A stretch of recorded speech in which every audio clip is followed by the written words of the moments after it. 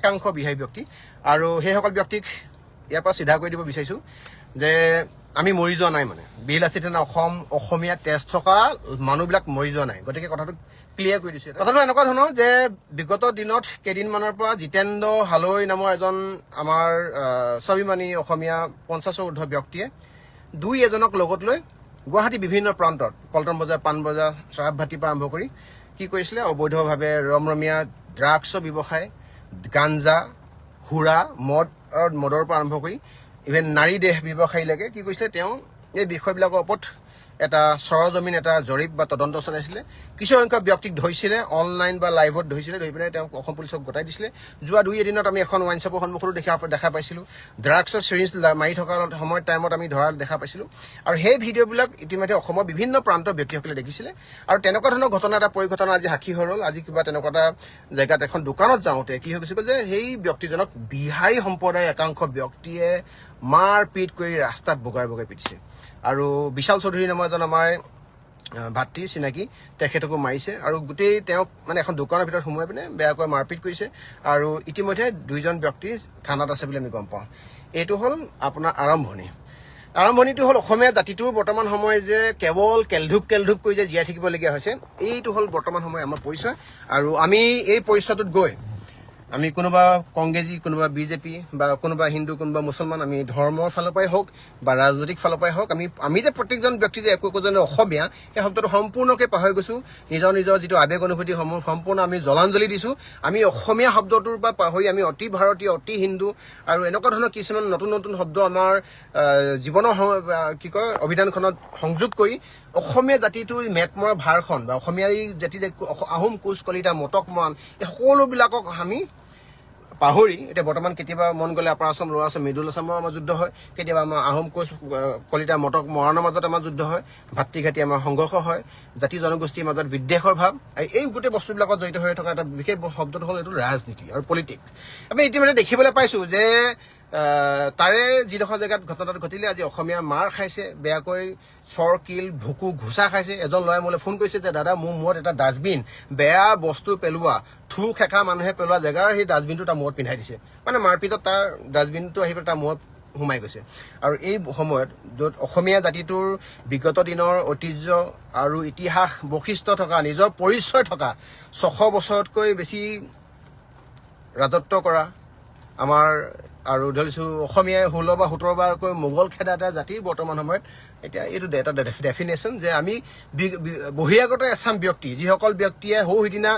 অসমীয়া ক'বলৈ শিকিছে যিসকল ব্যক্তিয়ে সিদিনা গামোচাখন ডিঙিত লৈছে সেইসকল ব্যক্তিয়ে বৰ্তমান সময়ত আমাৰ ধৰ্মৰ এটা সাংঘাতিক ধৰণৰ এটা প্ৰচাৰ যে আমি হিন্দু আমি ভাৰতীয় ন' ডাউটলি মই এজন সনাতনী হিন্দু মই এজন ভাৰতীয় কিন্তু হিন্দু বা ভাৰতীয় হোৱা আগত মই এজন প্ৰকৃত এজন অসমীয়া ব্যক্তি হয় মই এজন আপোনাৰ অসমৰ তেজ মঙহ স্বাভিমান আৱেগ অনুভূতি জড়িত থকা এজন অসমীয়া ব্যক্তি হয় গতিকে ইয়াত ধৰ্ম শব্দটো লগাই পেলাই আজি দেখিবলৈ পাইছোঁ যে জয় শ্ৰীৰাম চিঞৰিছে তাৰ ভাৰত মাতা কি জয় চিঞৰিছে ভাৰত মাতা কি জয় আমিও চিঞৰিব পাৰোঁ ভাৰত মাতা জয় শ্ৰীৰাম আমিও ক'ব পাৰোঁ জয় অসম আমিও ক'ব পাৰোঁ কিন্তু ভাৰত মাতা কি জয় শ্ৰীৰাম এই শব্দবিলাকৰ যোগেদি আমি নিবিচাৰোঁ যে অসমীয়া আৱেগটো মূলসুঁতি অসমীয়া আৱেগটোক কোনোবাই ইয়াত নচ্ছাদ কৰি দিব কোনোবাই শেষ কৰি দিব গতিকে অসমীয়া জাতিটো যে এইডোখৰ জেগালৈ যে আহিছে কেলধুপকৈ জীয়াই থাকিবলগীয়া অৱস্থা যেনে তেনে জীয়াই থাকিবলগীয়া যিটো অৱস্থা হৈছে এই অৱস্থাটোৰ কাৰণে দায়ী কিন্তু আমি প্ৰত্যেকজন ব্যক্তি আপুনি দায়ী আৰু মোৰ দায়ী এটা কাৰণে দায়ী যে আমি এতিয়া অসমীয়া আমাৰ প্ৰত্যেকজন ব্যক্তিৰ মাজত থকা ককাই ভাই বাই ভনীৰ মাজত থকা সমন্বয় সম্প্ৰীতি সম্পূৰ্ণ শেষ হৈছে এই যে অসমীয়া যে নিজক নিচিন্তিলে যেন অসম ৰসাতলৈ যাব অসমীয়া ৰসাতলৈ যাব ককাই ভাই বাই ভনীবিলাক যে ৰসাতলৈ যাব তাৰ এইবিলাক জলজট পটপট প্ৰমাণ আৰু এনেকৈ জীয়াই থাকিব লাগিব কাৰণ আমি হ'লোঁ নীলাজ একোজন অসমীয়া ব্যক্তি গতিকে বিগত দেখিছিলে যে বিলাসিতা অসমৰ মই যে যেতিয়ালৈকে আছিলোঁ এতিয়াও আছোঁ কিন্তু 2025 চনৰ নৱেম্বৰ 1 তাৰিখৰ দিনাখনি মই জেললৈ গৈছিলোঁ মানে মই কি কয় আত্মসমৰ্পণ কৰিছিলোঁ চাৰেণ্ডাৰ কৰিছিলোঁ আহি পিনে নিজে থানাত 4-5 মাহ জেল খালোঁ আপুনি সেইটো মুহূৰ্তৰ আগৰ মুহূৰ্তখিনি মই ক'বলৈ গৈছোঁ কেতিয়াও কোনো কাৰণত গুৱাহাটীত বিশেষকৈ গুৱাহাটীত কোনো অসমীয়াৰ ওপৰত সেই 6 বছৰৰ দিনত মই কেতিয়াও কোনো কাৰণত এনেকুৱা ধৰণৰ অত্যাচাৰ অবিচাৰ আৰু এনেকুৱা ধৰণৰ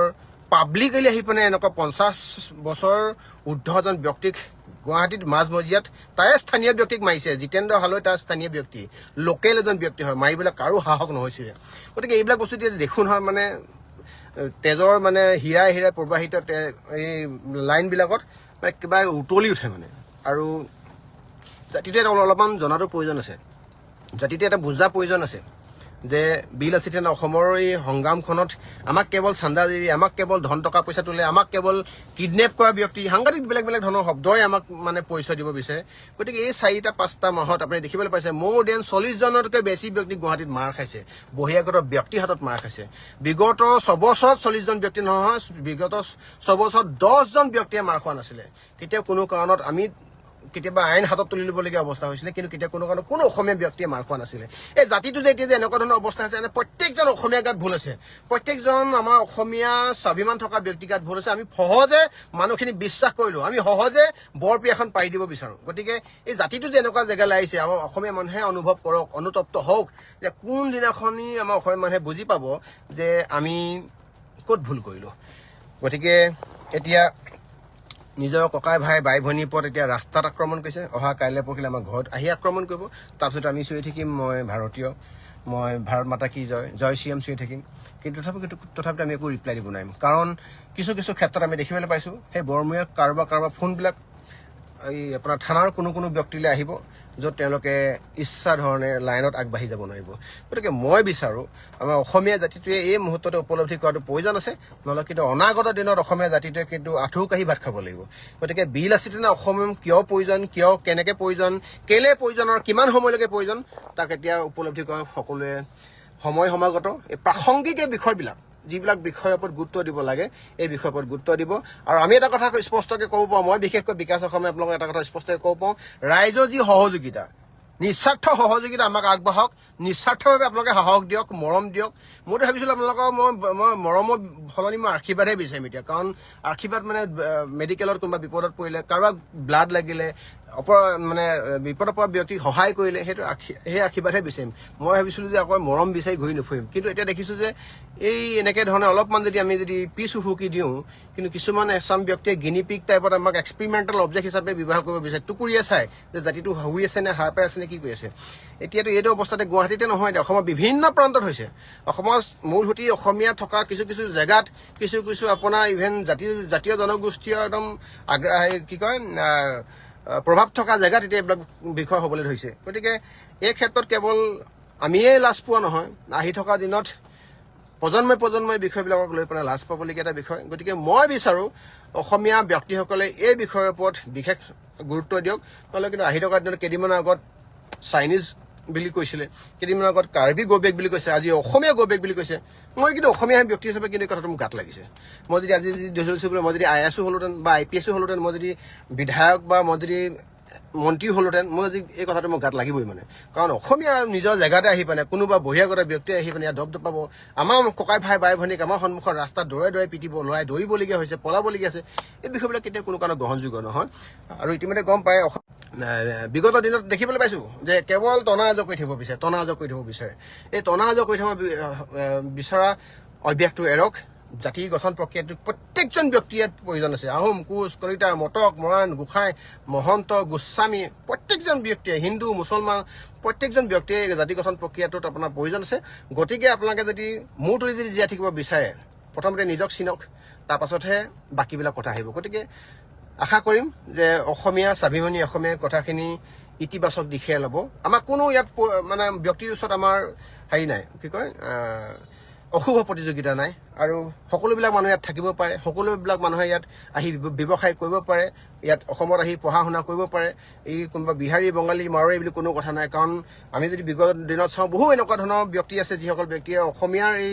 আৱেগ অনুভূতিৰ লগত, স্বাভিমানৰ লগত জড়িত হৈ আছিলে। গতিকে ইয়াত আহি পেলাই খালি আমি এইটো কথা নিবিচাৰিম যে কোনোবাই ইয়াতে আহি পেলাই আমাৰ ঘৰতে আহি পেলাই চুকতে খাই বুকতে গুৰিয়াব, ইয়াতে থাকিবলৈ আহি পেলাই আমাৰ ককাই ভাই বাই ভনীক ওপৰত মানে লোলুপ দৃষ্টি ৰাখিব, মাৰপিট কৰিব। এই কথাটো কিন্তু সহ্য কৰি ল'বলগীয়া বিষয় নহয়। এই কথাটো কেৱল মই XYZ আপোনাৰ 2-4জনে কেৱল আপোনাৰ বুজিলে নহ'ব, অসমৰ প্ৰত্যেকজন ব্যক্তিয়ে বুজাটো প্ৰয়োজন আছে।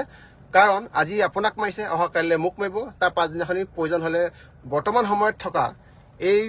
চৰকাৰখনৰ কোনোবা বিধায়কৰ পুতেকজীয়েকক মাৰিব, দৰকাৰ হ'লে মন্ত্ৰী পুতেকজীয়েকক মাৰিব। গতিকে এই কথাটো যেতিয়া কেতিয়া কোনো কাৰণত নহয়, তাৰ কাৰণে সকলোৱে গুৰুত্ব দিয়ক। ধন্যবাদ। জয় অসম।